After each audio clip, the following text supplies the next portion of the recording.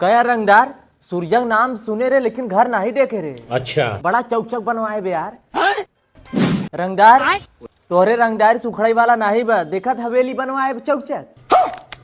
यही बरत हम आई नहीं सूरज। हाँ भैया। खुद का ऐसे शुद्ध बताऊं गंगा मत। का हो अरविंद? ता बाबू कहाँ है? बाबू सोवत है।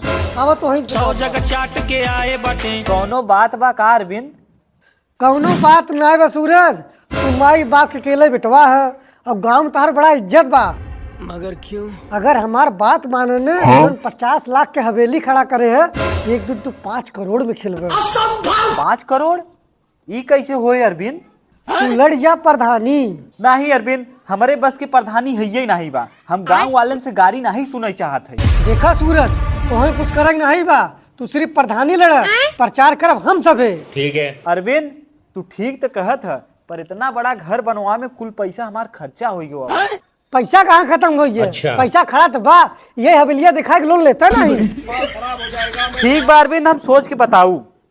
याद रखा जितना तू बीपी बढ़ाऊ बैक दिन हमरे सफलता का डीपी लगाऊ बैक।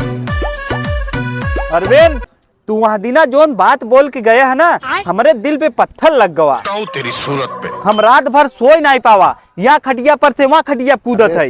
ऐसा बात बहाई तो हम प्रधानी लड़ब। और चला तू हमारा बैंक से लोन पास कराओ। चला बतिया बनाए से बात न बने,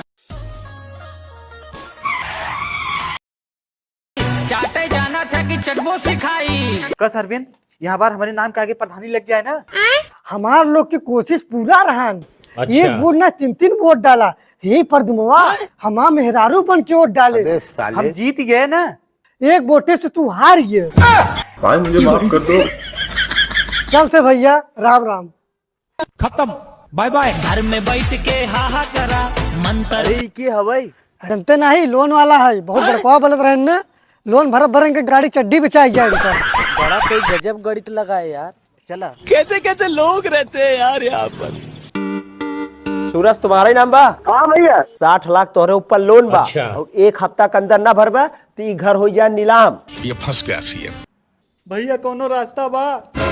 रास्ता एक ही बा, जितना बोरिया बिस्तर बा लपेटा और निकल जा सीधा मांग नीलम क्लब बास करे और ई घर छोड़ दे। ठीक बा, चला तई हम।